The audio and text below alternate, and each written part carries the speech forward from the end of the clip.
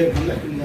제가 주로 요즘 고대사 이야기를 많이 하고 다니는데 오랜만에 이런 데서 하게 됐네요. 근데 제가 원래 학위 자체는 제가 독립운동사를 전공한 사람이에요.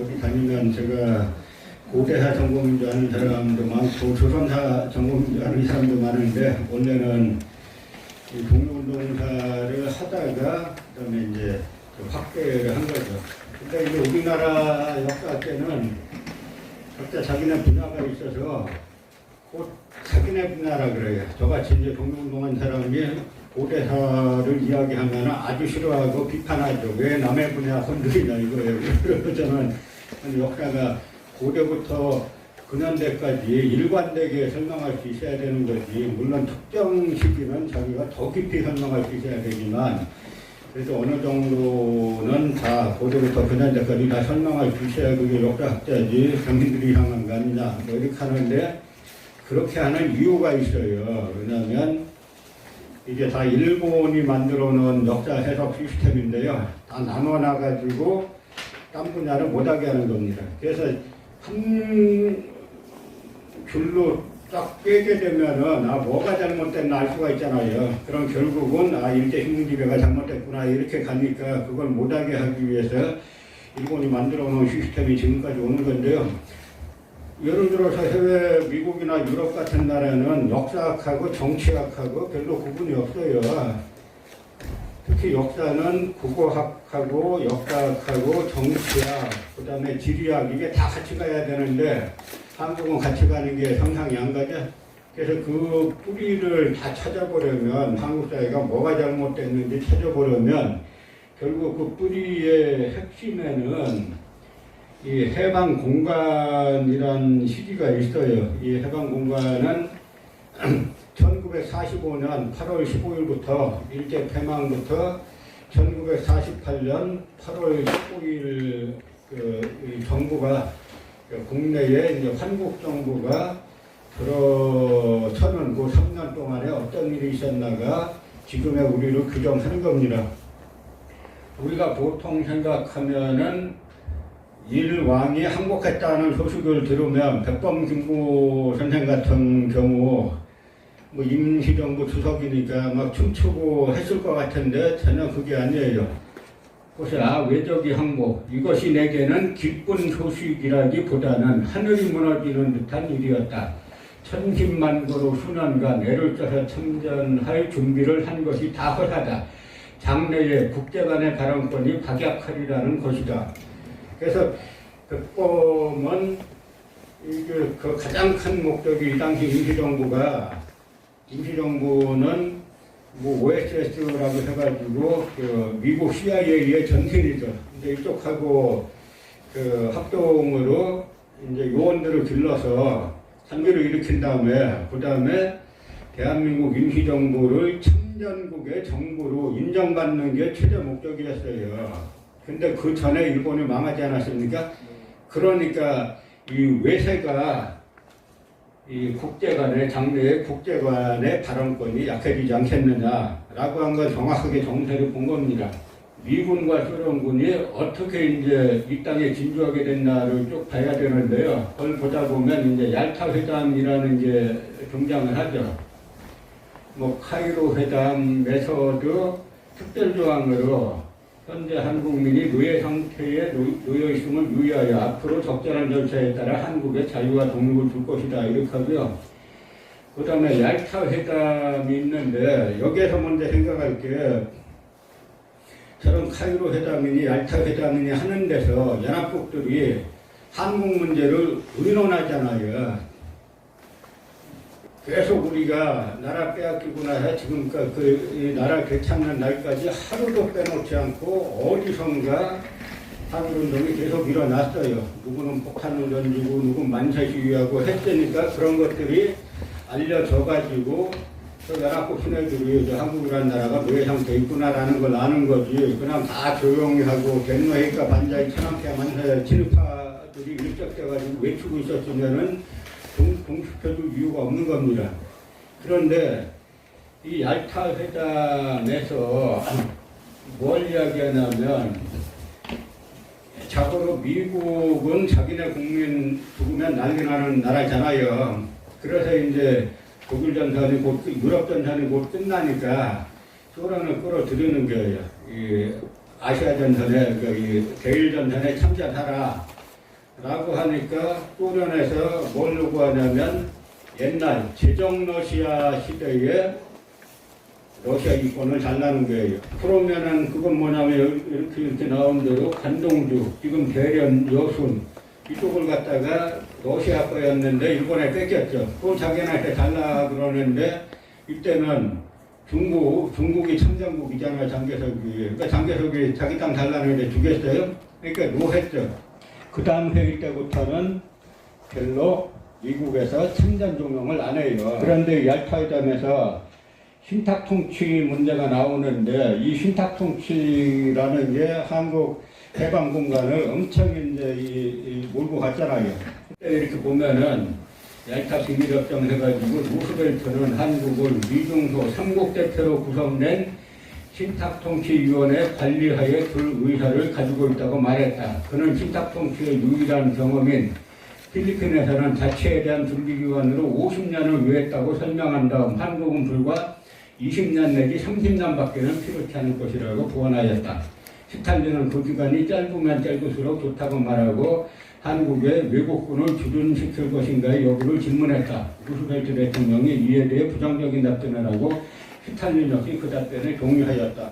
이렇게 보면은 우리가 기존에 알려진 것하고는 달리 오히려 그 미국 쪽에서 50년 신탁통치하겠다 그러고 스탈린은 반대하는 걸로 나와 있잖아요. 그 여기도 왜 그랬을까 한번 생각해 보세요. 왜 스탈린은 왜 반대했을까? 한국 내에 이 당시에 사회주의 세력이 상당히 강했어요. 그러니까 스탈린은 굳이 개입을 안 해도 저 상태면은 계속 이제 그 한국 공산주의 운동사 보면은 코민테른 제3국제공산당이라고 불리는 코민테른에서 계속 파견안을 내려보내서 공산당 조직하고 했기 때문에 소련은 이쪽에 많은 경험이 있어요. 근데 미국은 일체 경험이 없잖아요. 그래서 다 그런 이유들도 섞여 있는 건데요. 그러다가 이제 그 포츠담 선언에서는 1945년 7월 26일에서는 그 뭐냐면 무조건 항복을 요청합니다. 일본에. 그러니까 일본이 마지막까지 버티는 건 뭐냐면 천황제만 유지시켜 달라는 거예요. 일본은. 근데 그까지 거 따지지 말고 천황제고 뭐고 무조건 항복하라라고 요구하죠. 이제 이런 상황에서 이 스탈린은 거기에 이제 선언에 서명하기 거부하는데 미국이 히로시마 8월 6일, 나가사키 8월 9일에 원자폭탄을 투여했어요. 그러니까 소련이 아까 말씀드린 것처럼 소련이 참전하는 대가로 옛날 제정 러시아가 가지고 있던 이권을 중국 내 이권을 달라 그랬는데 그게 전혀 합의가 안 된 상황에서 원자폭탄 2방 터트리니까 그 다음에 소련군이 8월 9일 날 히로시마에 원폭이 투하된 날 그냥 참전했어요. 근데 여기에서 뭐가 일어나냐면 우리가 왜 분단됐냐 여러 어떻게 보면 에피소드들이에요. 일본 관동군이 자칭 자기네 무적황군 늘 그랬잖아요. 자기네 무적황군. 이 무적황군이 싸움을 너무 못해서 분단된 거예요. 이 일본군이 싸움을 조금 잘해가지고 러시아와 치열하게 싸웠으면은 그 당시 미군은 오키나와에 있었어요. 그랬으면은 미군이 그냥 단일해서 와가지고 전체를 먹든지 아니면은 러시아가 전체 먹어버리든지 그렇게 되면 뭐가 되냐면 분단은 안 되지 않습니까? 그런 상황은 완전 달라지는 거예요. 그때부터 지금까지 한국 사회에 많은 발전을 가로막는 게 바로 이 분단 체제예요. 그런데 관동군이 소련군 참전 소식을 듣고 그냥 해체돼 버렸어요. 물론 부족들이 본토 방어한다고 간 상황도 있는데 일본군은 자칭해서 자기네가 쌈전한다 그랬지 일본군이 정규군하고 싸워서 위험한 적이 별로 없어요. 우리 청산리 전투 때도 뭡니까? 일본군 2만이 압록강 건넜다가 독립군에게 아주 묵사발 나잖아요. 일본군이 잘하는 건 뭐냐면 민간인 학살하기잖아요. 그래서 그 32년 3월에 만주 국을 수립하죠. 청나라 마지막 황제 누구예요? 어린 황제. 부위를 데려다가 집정으로 삼아서 만주국을 수립해요. 그러니까 아주 기세가 등등해졌죠. 그런데 이때 무슨 문제가 있냐면 만주국 수립하고 나서 러시아, 소련과 국경을 정했는데 이 일본이 정한 국경하고 소련이 생각한 국경하고 약 4km 정도가 차이가 나요. 그런데 저쪽은 이제 일본은 그 구구 세력들이고 러시아는 사회주의니까 일본 군부에서 아주 러시아 쪽 한번 손 봐줘야 된다 라고 해서 들어갔어요. 자기네가 선포한 국경까지 우리 땅이다라고 들어갔죠. 그 스탈린이 이거 잘됐다. 왜냐하면 스탈린이 가장 무서워하는 거는 일본군이 아시아에서 도발하는데 히틀러하고 무솔리니가 유럽에서 도발하면 전선이 2개가 되잖아요. 그걸 가장 두려워하고 있는데 일본이 들어오니까 아주 잘됐다 해가지고 당시에 이제 그 싸움 잘하는 장군을 그 원수로 갖다가 파견하죠. 파견했더니 일본군이 그냥 해체됐어요. 일본이 원래 진주만 흡격할 게 아니라 원래는 러시아를 공격해야 되잖아요. 이쪽은 미국하고는 자기네 같은 자본주의 국가고 이게 사회주의 쪽인데, 그런데 그 사건 이후로 러시아 돈 찾아보지도 말자. 그리고 일본 가고 싶은 일본 사람들 좀 많잖아요. 싸움 잘할 수 있는 그 심상들이 아니에요.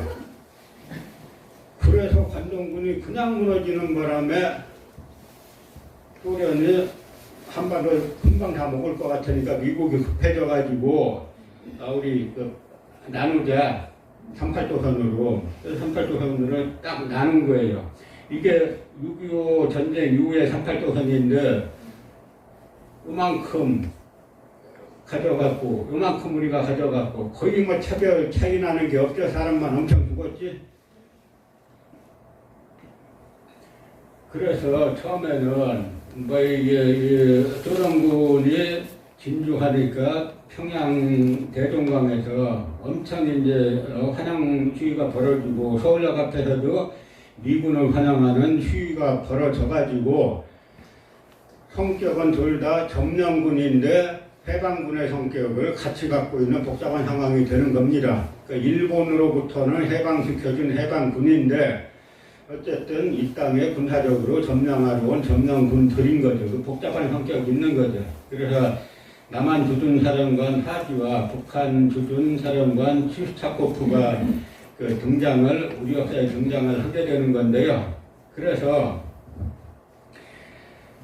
어쨌든 뭐 해방이 됐으니까 뭐 시타풍기를 하든 어쨌든 그 어느 순간이 되면은 뭐 독립시켜 주겠다고 약속을 했으니까 여기저기서 정당들이 우죽순격으로 많이 생겨요.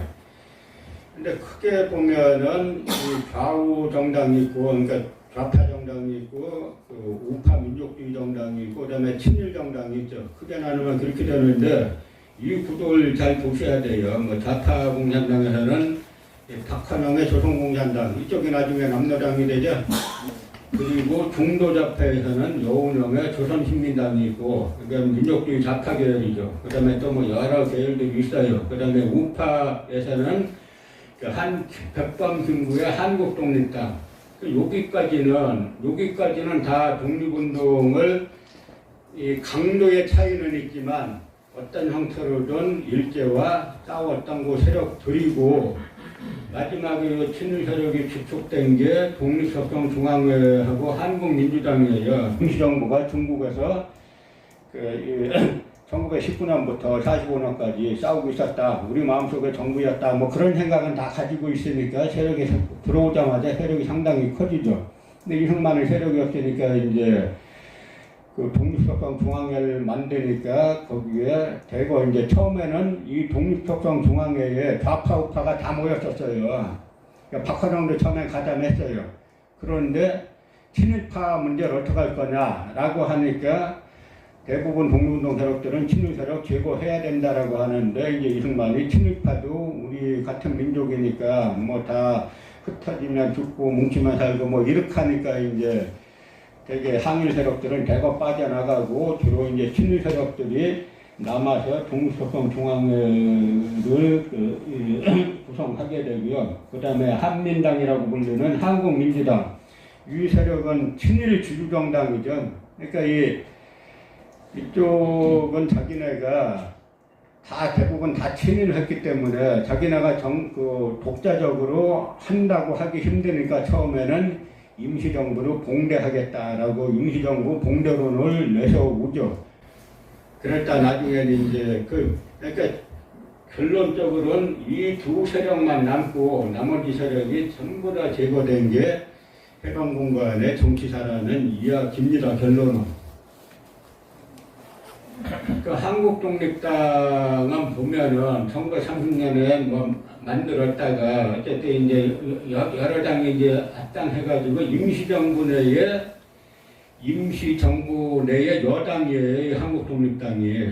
그런데 이제 한국독립당은 여기 보시면은 일본 패망한 이후에 45년 8월 28일 날 중경에서 한독당 제5차 대표조대를 하는데 이때만 해도 이제 일본이 패망한 지 한 보름쯤 됐잖아요. 그러니까 이들은 뭐 미군이 개인 자격이고 뭐고 간에 우린 들어가면 정권 잡을 거다라고 생각을 최소한 정권 잡든 어쨌든 상당한 세력을 우리가 가질 거다라고 다 믿고 있을 때죠. 이때 발표한 거기 때문에 중요해요. 이 정강정책이 뭐냐면 지방자치제 실체갖고 중앙과 지방의 균권제를 하겠다. 또 토지는 국유의 원칙이다. 토지를 인민에게 나누어주겠다. 극빈농민에게 이제 우선권, 그러니까 토지를 인민에게 나누어주되 극빈농민에게 우선적으로 나누어준다. 교육비는 다 국비로 하겠다. 적산, 일본 재산은 전부 다 몰두하여 국유로 하겠다. 그리고 매국적과 독립운동을 방해한 자를 징치하고 그 재산을 몰두해서 국영사업에 충용하겠다. 지금 한국 정당 중에 지금 국내에 있는 정당 중에 이 한독당보다 왼쪽에 있는 정당이 있어요? 지금 한국에? 없죠? 정의당도 이 당에 비하면 한참 오른쪽에 있는 거죠? 그러니까 지금 우리 정치 지형이 얼마나 문제가 많은가를 정권이 백날 바뀌어도 그 해먹는 사람들만 바뀌는 거지 뭐 이게 일반 국민들 거기하고는 별로 그게 없잖아. 그러니까 중독화가 계속 늘어나는 이유도 그 뿌리가 여기에 있는 거예요. 그러니까 단순히 이쪽은 그 한국독립당은 그 사상적 뿌리가 뭐냐면 조소왕의 삼균주의의 삼균, 세계의 균등, 정치의 균등화, 정치를 모든 사람들이 똑같은 권리를 갖는다. 그 다음에 경제의 균등화, 그 다음에 교육의 균등화, 이 정치, 경제, 교육의 균등화를 갖다가 이것이 이 한국독립당의 기본 사상이에요. 그래서 한국민주당은 어떤 당이냐 그러면 초기에는 임정봉대와 여운형이 주도한 인민공화국 타도를 선언했어요. 그 다음에 친일세력 플러스 지주정당이죠. 미군정하에 사실상 한민당이 여당이에요. 미군정 때 군정청 요직하고 검찰, 경찰 다 장악됐어요. 그리고 자유민이 중도민족세력 탄압에 앞장서고 일체의 민족협동전선 반대하고 친일파 청산하고 투지개혁 다 반대하고 그래서 한민당 주요 구성원의 일제시대 경력 보면은 전부 다 친일파들, 국민정신총동원, 조선연맹, 중추원, 조선임전보국당, 조선언론보국회, 조선문인회, 이 일부 조선공사나 이쪽 세력도 나중에 변제를 이제 전항하고 나서 들어간 사람들이 있는데요. 그 다음에 독립소통 중앙회는 아까 말씀드린 것처럼 그 이승만 중심인데 이게 문제가 뭐냐면 이승만이 그 귀국한 날짜를 한번 이렇게 보세요. 45년 10월 16일 날 귀국하죠? 그럼 임시정부 중국에 있던 임시정부 요원들이 언제 귀국하냐? 45년 10월 23일 날 귀국해요. 그럼 지금은 미국에 항로가 있지만 이 당시에 미국에 항로가 있어요? 비행기도 없고 배도 없어 미국 가는 건 어떻게 이렇게 빨리 귀국했냐. 이승만은 도쿄에 있던 네가드 국동사령관이 비행기를 미국으로 보냅니다. 그래서 이승만이 하와이에서 도쿄로 거쳐서 한국으로 오는데 중요한 대목이 최근에 드러난 건데요. 이승만이 도쿄에 도착하니까 메가더가 몰래 아까 한국 조선주둔사령관 하지 중장을 불러다가 회담을 해요. 메가더하고 하지하고 이승만 사이에. 그 회담 두 차례 회담했다는 사실까지는 알려졌는데 최근에 드러났는데 무슨 이야기 했는지는 안 알려지죠. 제가 볼 때 이때 게임 끝난 거예요.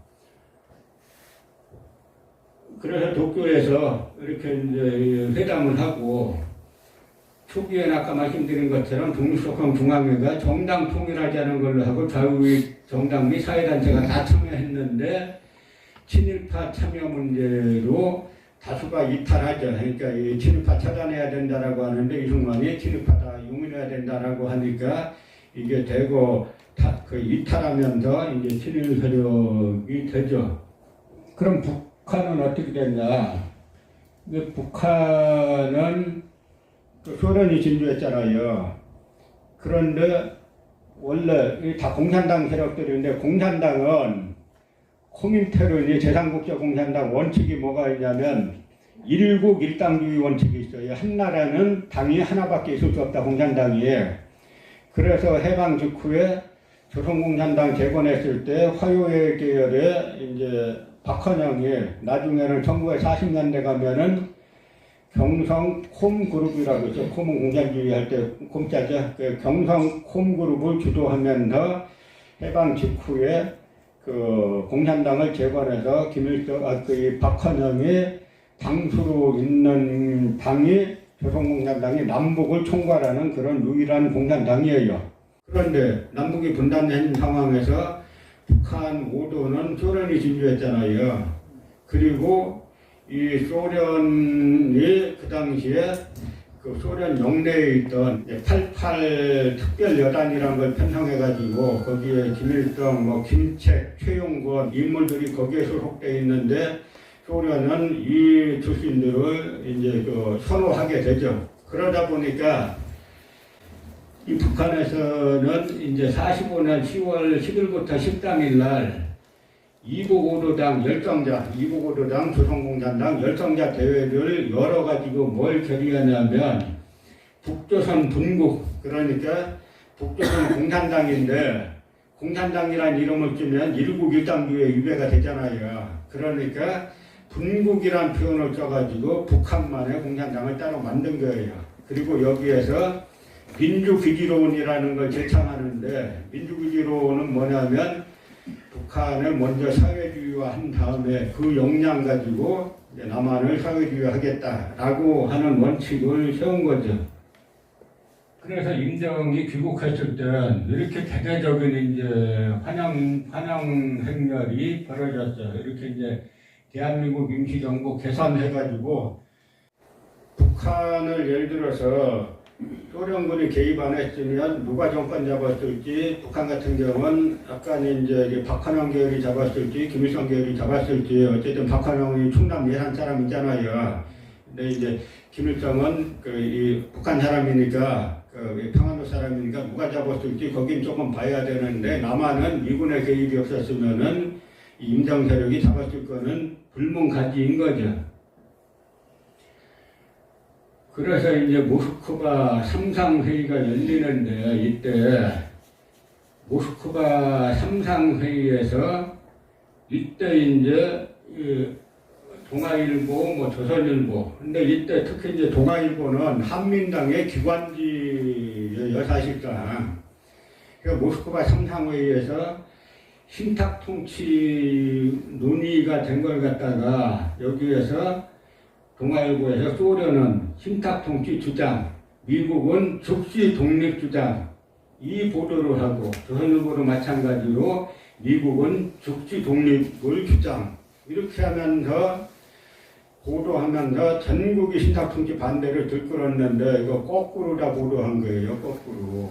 아까 이 얄타 회담에서 아까 보셨잖아요. 루즈벨트는 50년 신탁 통치하겠다. 근데 한국은 20년이나 30년이면 되겠다라고 했고, 루즈벨트는 짧으면 짧을수록 좋다라고 했는데 그 기조가 계속 이어지는 건데 여기서는 바로 이제 동아일보하고 조선일보에서 거꾸로 보도를 하면서 신탁통치 반대운동이 이제 거세게 일어나게 되는 거죠. 그런데 특히 동아일보는 의도적으로 오보한 거예요. 이걸 갖다가 몰라서 한 게 아니라 알고서 이게 역사 무수기를 상당히 안 좋은 쪽으로 바꾼 건데요. 이 보면은 소련은 신탁통치 주장, 소련의 구실은 38점 분할 점령, 미국은 즉시 독립 주장 해가지고 모스크바에서 개최된 삼국 외상회의를 계기로 조선 독립 문제가 표면화하지 않았는가 하는 관측이 농후하여 가고 있다. 즉 번주 미 국무장관은 출가 당시에 소련의 신탁통치안에 반대하여 즉시 독립을 주장하도록 훈련받았다고 하는데 삼국 간에 어떠한 협정이 있었는지 없었는지는 불분명하나 미국의 태도는 카이로 선언에 의하여 조선은 국민투표로서 그 정부의 형태를 결정할 것을 약속한 점에 있는데 소련은 남북 양지역을 일괄한 일국 신탁통치로 주장하여 38조선에 의한 분할이 계속되는 한 국민투표는 불가능하다고 하고 있다라고 해서 사실과는 정 180도 다른 아주 악의적인 오보를 한 거죠. 여기에 이제 휩쓸려가지고 전국이 탄탁반탁 운동으로 일어나면서 아주 분단 그 체제 속에서 또 엄청나게 이제 갈라지게 되는 겁니다. 미소공동위원회가 이 46년 4월 6일 날 휴회가 된 직후에 장택당이 조선정판사 위조집회 사건을 발표를 해요. 조선공산당이 들어서 있는 건물에서 위조집회를 만들었다, 조선공산당이 만들었다라고 이제 발표를 하는데 이때 소공동 근택빌딩 이게 이제 이 해방일보 조선공산당에서 발행하는 해방일보로 집단된데요. 정판사에서 900만 원 이상의 조선은행권 위조지폐를 찍어서 유통했다. 그래서 조선공산당의 지시에 따라 정판사에 원판을 가지고 위패 찍어냈다고 발표합니다. 그래서 조선공산당이 남한경제를 교란시키기 위해 대량으로 위조지폐를 찍어 유통시켰다고 발표하는데 그 수사당국은 원판하고 옵셋 원판 잉크실 등을 증거를 제시했는데 정작 위조지폐 사건인데 위조지폐는 한 장도 확보를 못했어요. 없어요. 근데 이 사건으로 이제 조선공산당은 거의 이제 그 위조지폐나 찍어내는 저렇게 됐으니까 아까 동아일보 조선일보 사례 보셨듯이 대대적으로 언론에서 조선공산당 저거 위조지폐 찍어내는 세력들 그렇게 갇힐 거잖아요. 그러면서 이제 공산당 사회주의 세력이 몰락하는 건 사실 저 사건인데요. 이때 검사 조재천이 누구냐? 전남 광양 출생으로 광주 서중 올라가지고 1941년 광주지방법원 및 동검사국 사법관 15대죠. 그리고 일제 때 평양지방법원 검사를 하는데 지금 미군정의 가장 큰 문제점이 뭐냐면 프랑스하고 우리가 비교를 많이 하잖아요. 근데 사실은 프랑스는 약 한 3, 4년, 4, 5년 나치가 지배한 거고 그때 직접 지배가 아니라 비시라는 프랑스인을 내세워갖고 대리 통치를 했고 우리는 이제 일본이 모든 걸 다 직접 통치를 했는데요. 우리가 35년 동안 노예 생활을 하다가 해방이 됐으면은 최소한 일제의 앞잡이가 돼가지고 독립운동가들에게 사형선고 내렸던 판사라든지 사형구형했던 검사라든지 고문했던 경찰이라든지 이 세력들은 제거를 해야 돼요. 최소한 공직에서 최소한 잘라내야 되는 겁니다. 딴 행정 면사무소에서 행정 등기보고 하는 사람들은 누가 해야 되는 거잖아요. 그 사람들 할 건 없는데 요 법원, 검찰, 경찰 이쪽에 치는 세력들은 제거를 했어야 되는데 이들을 그대로 다 등용했잖아요. 그러니까 일제 때 검사던 인물이니까 저쪽이다 보면 우린 죽는다 이렇게 되는 거예요. 그래서 이제 이 사건을 이 조선정판사 사건을 담당하는데 나중에 이 사람이 민주당 정부의 법무부 장관을 해요. 그러니까 아까 제가 말씀드렸죠. 아까 독립속성 중앙회 이승만 계를 독립속성 중앙회 세력이 지금의 국민의힘이 됐고, 한민당, 김성주 한민당 세력이 지금의 민주당이 됐어요. 그러니까 우리가 그 4.19 학생혁명 이후에 작년에 민주당 정권 들어섰잖아요. 이 정권이 이승만 정권보다 더 친일 정권이었어요. 나중에 이제 5.16 쿠데타 이후에 상당히 과포장돼서 그렇지, 작년 정권의 강요 15명 중에 13명이 다 친일파예요. 작년 자신들 친일파고.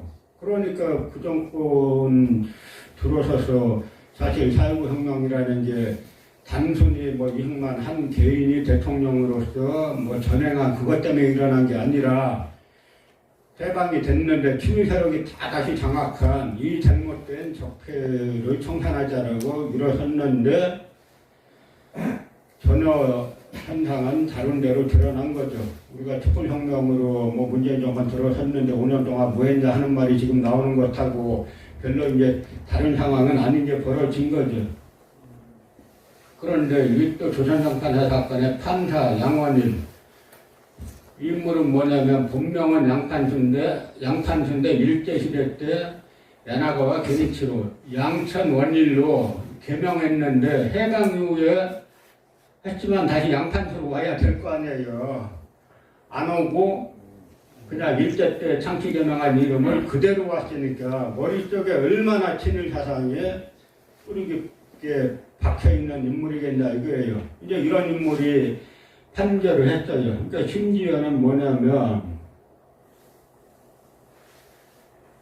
이 검사 측에서 무기징역을 구형한 사건까지 이 양원일이란 이 판사는 사형을 선고해요.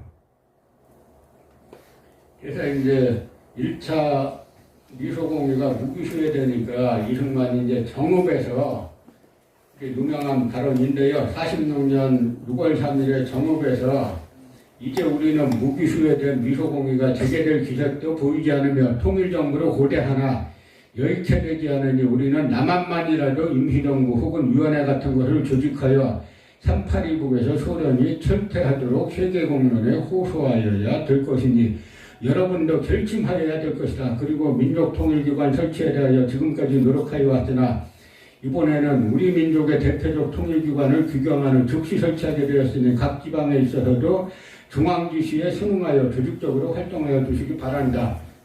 저게 무슨 이야기예요? 1946년 6월 3일에 남한만의 단독정부 수립하자라고 나오는 거예요. 상당히 빠르죠. 그러자 이제 결국은 이제 48년에 그 남한만에 이제 단독정부 수립 선거가 벌어지니까 백범 김구 일행이 마지막으로 북한 가서 남북정당 사회단체 대표자 연석회의를 하는데 이때는 뭐 판이 다 짜여져 있었던 때고 뭐 백범이 올라가서 뭐 한다 그래봐야 그 바뀌는 상황은 아니에요. 근데 제가 아까 말씀드린 것처럼 백범이 그걸 몰라서 간 건 아니에요. 백범들 다 이미 상황이 그렇게 짜여진 거. 아까 처음에 일제가 패망하던 날 우리의 국제적 발언권이 약화될 것이다 라고 한 것처럼 그 흐름대로 흘러갔는데 백범은 여기에서 이제 단독정부 수립의 길을 거부하고 통일정부 수립의 그 길에 자기를 내던진 건데요.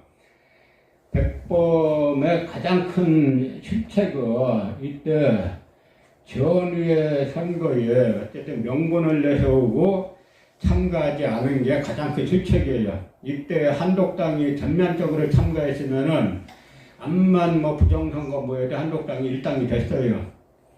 그 다음에 친일 세력들이 완전 장악하게 되는 계기도 이건데 우리나라 국민들이 이때 국민들이 지금보다 훨씬 똑똑했어요. 특히 성향 보면은 이때 이 독립속성 중앙회가 235명 입후보했는데 당선은 55석, 득표율이 24%밖에 안 돼요. 그 다음에 한국민주당 그 돈 엄청 많은 정당에서 91명 입후보해서 29명, 12%. 대동청령단 68명에서 12석. 조선민족 청년단 16명 입후보에서 6석, 그 무소속이 85명, 제일 많아요. 그러니까 한독당이 참여했으면 과반수 무조건 됐어요.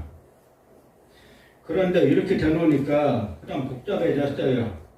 왜 복잡해지냐면 이 한민당은 뭘 하려고 그랬냐면 이제 의원내각제를 실시해가지고 이승만을 형식적인 의원내각제 하에 명의상의 대통령을 만들고 김상조가 책임총리로 정권을 잡는 전략을 세웠죠. 그래서 한민당은 돈이 많으니까 무소속을 대거 포섭해가지고 아까 한민당은 29석밖에 못 얻었는데 대거 포섭해서 80여 명 확보해갖고 제1당이 됐어요.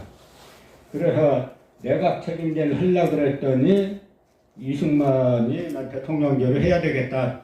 초대 재원위에서는 대통령을 국회에서 뽑았어요. 재원위에는 임기가 2년이고 그래서 이승만이 대통령제 하겠다라고 하니까 합의한 게 그러면 국무위원 과반석을 우리에게 달라 라고 이제 김상조 한민당하고 협상해가지고 이승만이 좋다라고 해가지고 이승만을 대통령제 하에 대통령으로 만들었죠.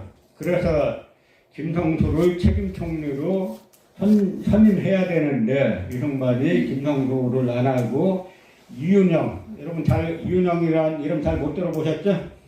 제가 평안도 출신인데 목장가 그래요. 그래서 이 이윤영을 갖다가 지명하니까 한민당에서 기를 쓰고 부결운동을 해가지고 부결시켰어요. 그랬더니 이승만이 이번에도 김성수를 지명 안 하고 이범석을 지명했어요.